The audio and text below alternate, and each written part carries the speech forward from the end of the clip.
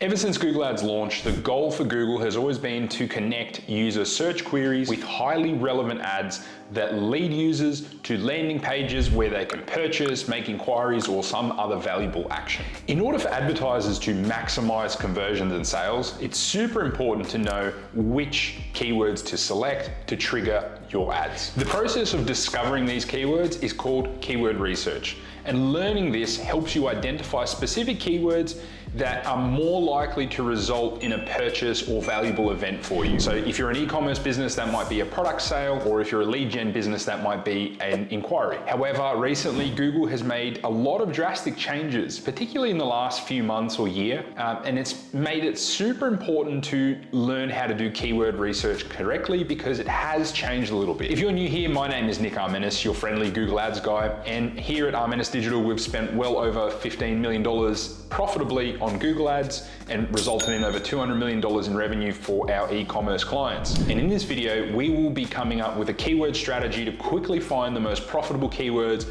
for your products. Now, before we get into the video, please make sure you hit the like button, hit subscribe for new videos every week, and let's dive into the video. So why are keywords important?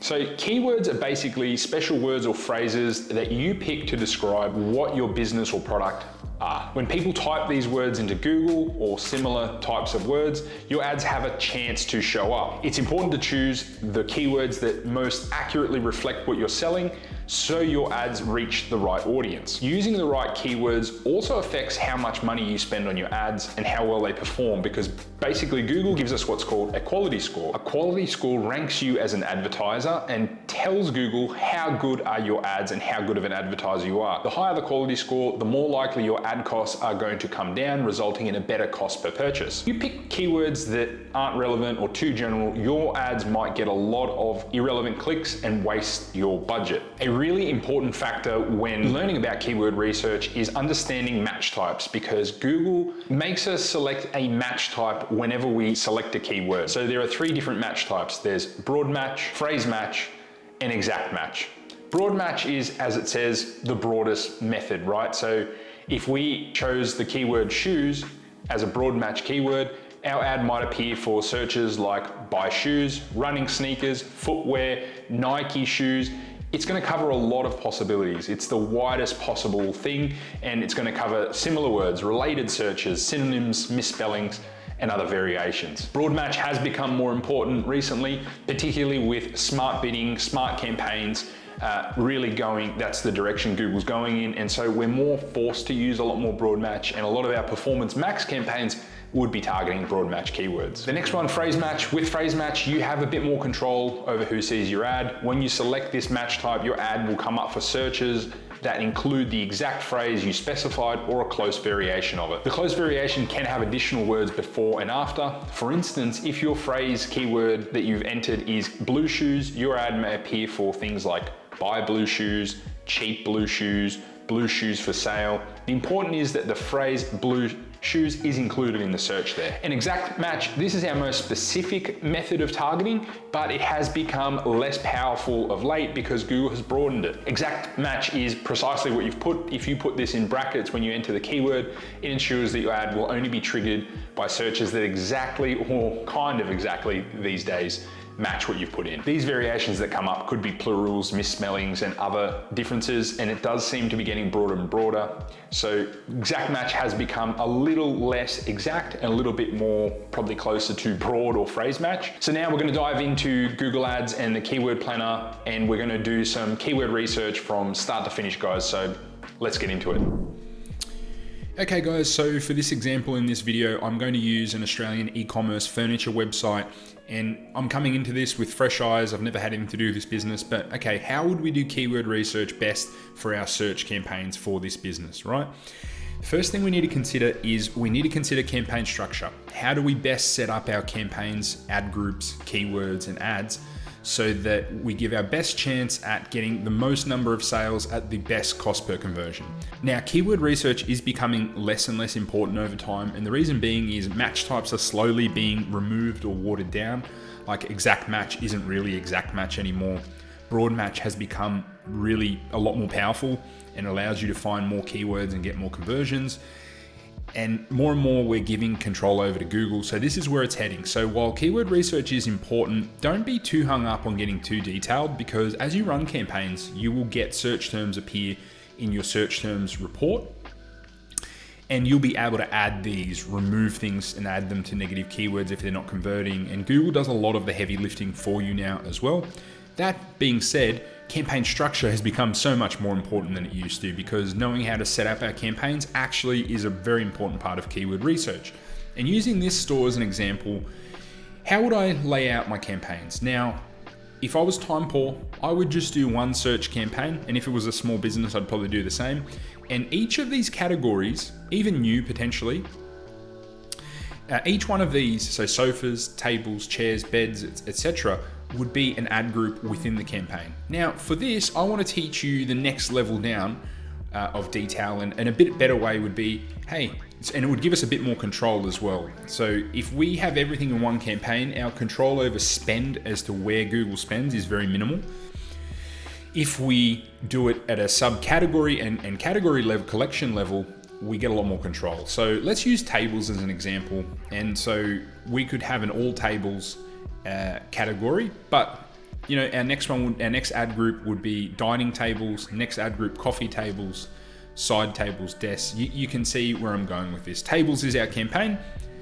The collections here would form our ad groups. And this is really part of keyword research, because if you're just, you know, chucking the whole URL in and starting and you don't know where you're sending traffic, it's very hard to do keyword research. So picking one product in particular is another way an easy way to do it, but I'm trying to show you, I'm trying to teach you how to think to do keyword research. So where am I going to send people if I'm doing this? I'm going to send them to the dining tables collection for keywords relating to dining tables. And now how can I very quickly do some keyword research? The quickest way, guys, and one that is probably going to suit most of you, and I know I'm going to probably get flack in the comments for this because it's not the best way, is to just create a new campaign. And I'll quickly show you. Don't worry about any of the settings or anything that I'm selecting, because I'm just trying to breeze through it to show you what to do and where. So we're selecting obviously a search campaign, and we're going to call this our tables search campaign. Let's click continue.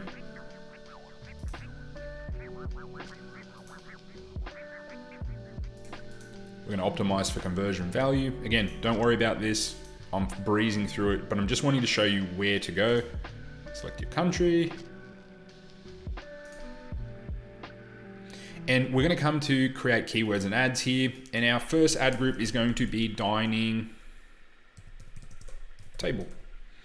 And a really good way to lay things out, guys, is to have a spreadsheet with a campaign. So you'd have your tables campaign. If you did a sofas one, you'd create another tab here and create a new worksheet. And each ad group, I'm going to put in a column. So I'm going to have dining tables, coffee tables, side tables, round dining, and you could build over time on this. I'll have the URL on top of each one as to where I'm going to send them. And next to each one, it's good to have a negative keyword list as well. So the negative keyword list is anything we don't want to appear for. So when we're doing our keyword research, let's consider the negative keywords or what we don't want to appear for as well. Heading back over here, I know that this store has really good SEO. And if you're ever in doubt, you could use an Amazon listing or another big website in a country that you know would be ranking highly in SEO. And you could just get keyword suggestions like this. And to be honest, 80-90% of the time, the keywords are actually very, very good.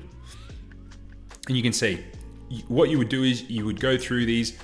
I wouldn't have more than 5 broad match. And I would say dining table, maybe we label this dining table broad, because I do like to group match types into their own ad groups. Otherwise, it's very, very hard, because broad match always gets pretty much all the clicks and spend there.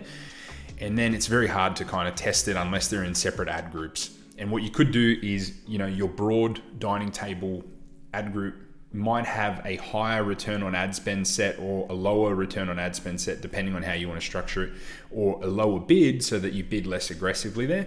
That's one option. Or if you just want to use exact match keywords because you know you've got a minimal spend and you don't want to go too broad, you can do that as well. Remember, you can set target ROASs for things as well.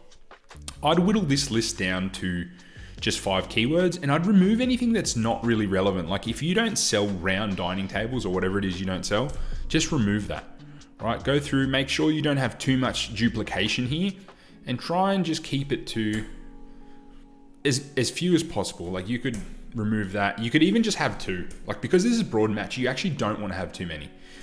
Now, if you don't have a URL there and you want some dining table keywords that are related for Google to come up with some suggestions, you can just put dining table there, replace these keywords, and this will give you a fairly comprehensive list that, and again, it's very, very similar keywords that pop up. And maybe you don't sell wooden tables, maybe you only sell glass tables, and so maybe then you'd put glass dining table if that's what you were selling, right? But I'm just trying to teach you how to think here. So this is one quick way to do it.